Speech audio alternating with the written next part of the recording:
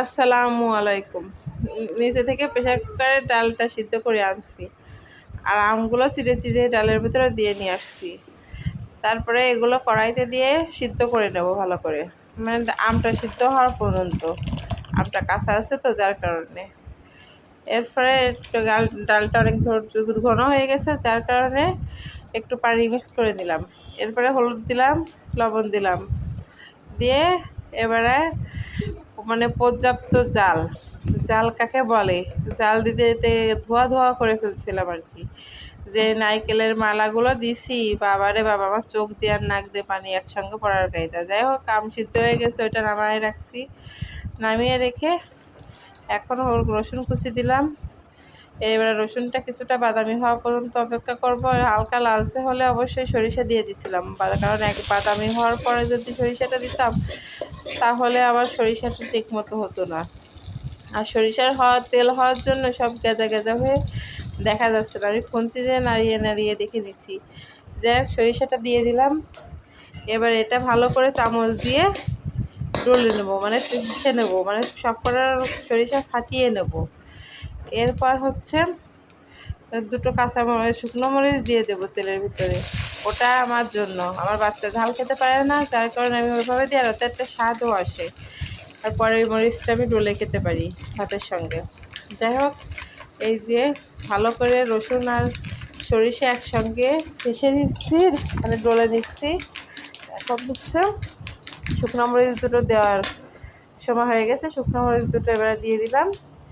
এরপর হচ্ছে আর একটু নাড়িয়ে নেব, যাতে শুকনো মরিচটা একটু তাপ খাই, একটু ভাজা ভাজা সেন্ট আছে। এরপরে ডালটা দিয়ে দিলাম। একবারে সব দিলে চুলায় আর কড়াইতে আগুন ধরে যাওয়ার গায়ে হতো, তাই একটু একটু করে দিচ্ছি, না হলে বাষ্প হয়ে সব অশান্তি করতো আর গায়ে ছুটে লাগতে পারতো। যাই হোক, এবারে হাঁড়ি ধরে ঢেলে দিব। দিয়ে এই যে অবস্থা, এখন এই যে একটু একটু উতলাচ্ছে, পুরোপুরি উতলে গেলে একটা উতল দিয়ে, আপনারা উতলটাকে কি বলেন জানি না, আমাদের এখানে উতল বলে। এই যে উতল দিয়ে দিছে, এবার এটাকে নামিয়ে নিব। নামিয়ে নিয়ে দুধের হাঁড়িটা চুলার পরে দেব। যাই হোক, এই দেখেন আমার গাছের অবস্থা, দেখলেই কান্না আসে। প্রতিদিন 2 বেলা করে গাছে পানি দিচ্ছি, কিন্তু আমার গাছগুলোর অবস্থা হচ্ছে এই, বাঁচাতেই পারছি না। বৃষ্টি, আল্লাহর দেওয়া বৃষ্টি আর আমি পানি দেওয়া কোনোভাবে একরকম হয়। এই যে সকালবেলা এখন পানি দিয়ে নেমে যাব, কিছুক্ষণ পর বিকাল হতে হতে তো এই পানি শুকিয়ে গাছগুলোর অবস্থায় দেখেন এই হয়ে গেছে। এই গাছে টমেটো ধরছিল, কিন্তু টমেটো খাওয়ার আগেই গাছগুলো এই যে মরে যাচ্ছে। ছোট ছোট হয়েছিল মাত্র, একটু বৃষ্টি পেলে হয়তো বা হতো। যাই হোক, আল্লাহ যা লাগছে তাই হবে। এই দেখেন আমার সিম গাছে অনেকগুলো সিম হয়েছিল, এখন সিম হওয়া গাছগুলো এই যে মারা যাচ্ছে। আমি কিভাবে এই গাছগুলো বাঁচাবো আমি জানি না, আল্লাহই ভালো জানে। আল্লাহই বাঁচানোর মালিক, আল্লাহ না বাঁচালে হবে না। যাই হোক, এই দেখেন সিমটাও, একটা সিম হয়েছিল কোনো মতে, সেটাও মারা যাচ্ছে।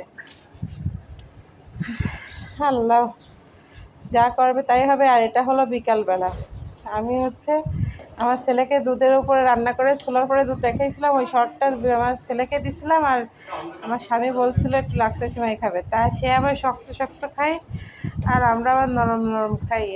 যাই হোক, আমার ছেলে দুটোই খায়, কিন্তু আমি নরম খাই।